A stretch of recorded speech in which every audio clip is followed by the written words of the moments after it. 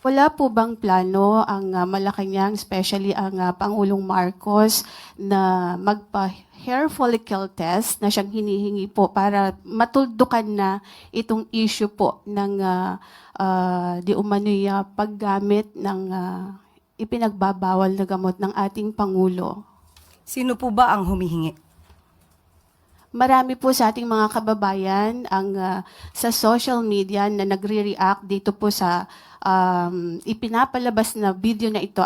Kaya ang tanong ko po, sabi niya sa social media hinihingi. Sino po in particular ang masasabi niyo sa akin na humihingi ng ganitong klaseng pag-test?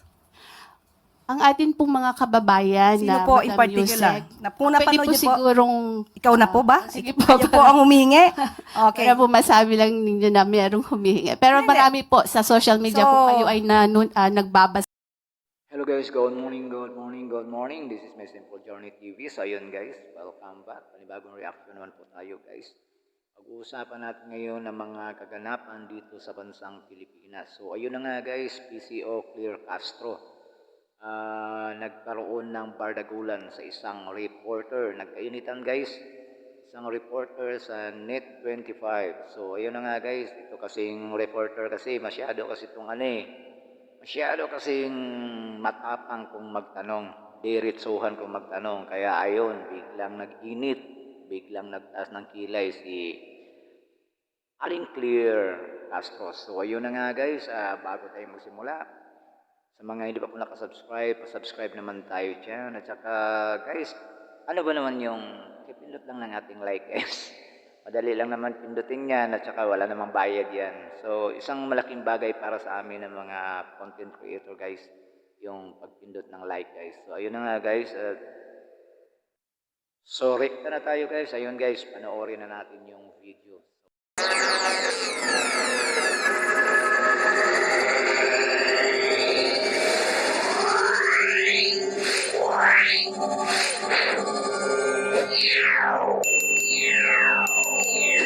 Eden Santos, Net25.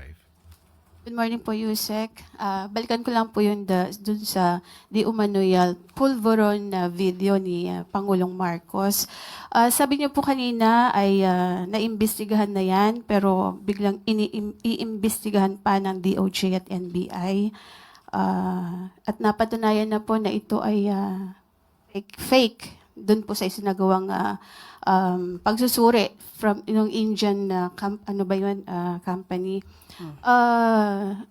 Wala po bang plano ang Malacanang, especially ang Pangulong Marcos, na magpa-hair follicle test na siyang hinihingi po para matuldukan na itong issue po ng di umano'y paggamit ng ipinagbabawal na gamot ng ating Pangulo?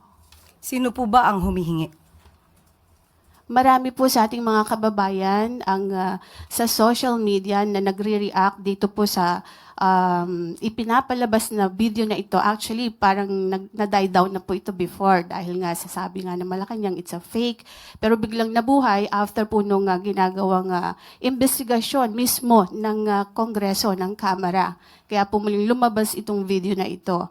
And sabi nga po nung vlogger na si Miss Pebbles Cunanan ay si Attorney Harry Roque, yung mastermind nitong video.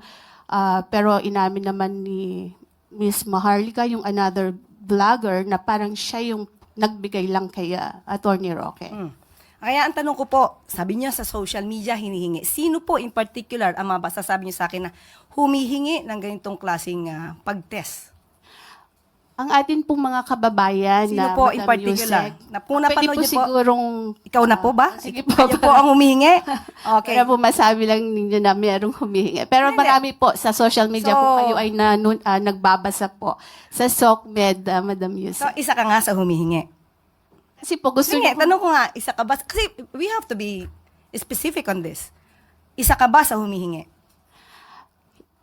ang mga kababayan po natin. So, isa ka sa humihingi. Actually, I'm a journalist. Hindi Yes, nga, naman po tanong ko ako humihingi. Pero parang gusto ninyo na meron lang kayong Basihan. basihan. Sino nga po? Kasi sabi niyo po kanina, ay napanood yun niya yata sa social Opo, Madam media. Sino po? Yusek, syempre kami po ay mga Pilipino rin. as a journalist, gusto po namin na hindi fake news. Yun pong aming ibabalita sa taong bayan. Okay, so humihingi po. Si Nagdidemand. si Attorney Vic Rodriguez, di ho ba Okay. matagal na rin naman niyang hinihiling niyang hair follicle test. Okay, tanong po natin. Ano po ba ang basihan para sa paghingi at i-demand sa Pangulo ang isang hair follicle test? Ito po ba'y may pagbibintang na siya ay di umanong gumagamit ng illegal na droga? Kung may pagbibintang, liliwanagin po natin. Kung may pagbibintang sa Pangulo, yung nagbibintang ang dapat na magpatunay kung may ginagamit man o wala. Hindi po pwedeng gumawa ng kwento, walang basihan, isang guni-guni para masira ang Pangulo, at walang basihan. Kahit saan po na kaso, kung sino yung nagbibintang, siya ang magbigay ng pruweba. Hindi nyo pwedeng sabihin na, ito, gumagamit ka, patunayan mong hindi. Hindi po yon ang tamang logic. Kayo po na nagbibintang, kayong humihingi at nagdidiman sa Pangulo, kayo muna ang magpatunay na mayroon siyang ginagawang mali. Kapag wala po kayong napatunayan, wala po kayong karapatan humingi sa Pangulo ng anuman demand patungkol sa hair follicle test. Thank Okay you po. Salamat. So ayun guys, maraming salamat po sa panonood. Ayun na po ang humusga guys kung ano po ba ang nararapat, kung ano po sa tingin nyo. Tama ho ba yung ginawa ng reporter? Or tama ba yung sinabi ni Attorney PCO Claire Castro na tayo Filipino people wala na tayong karapatan humingi o magdemand sa ating Pangulo? Kung tutuusin guys, hindi natin alam yung mga ganong issue. May nakakaalam niyan, kukunti pa lang. Pero kasalanan to ng Kongreso. Bakit kasi inilabas pa nila yung video? So mas marami nang nakakaalam. Buong mundo na tuloy nakakaalam. Ngayon, kung ang mga mamamayang Pilipino ay nagdedemand or humihingi sa ating Pangulo na magpa-hair follicle test siya, so why not? Para matapos ang lahat, para matuldukan na ang lahat, matapos ang issue.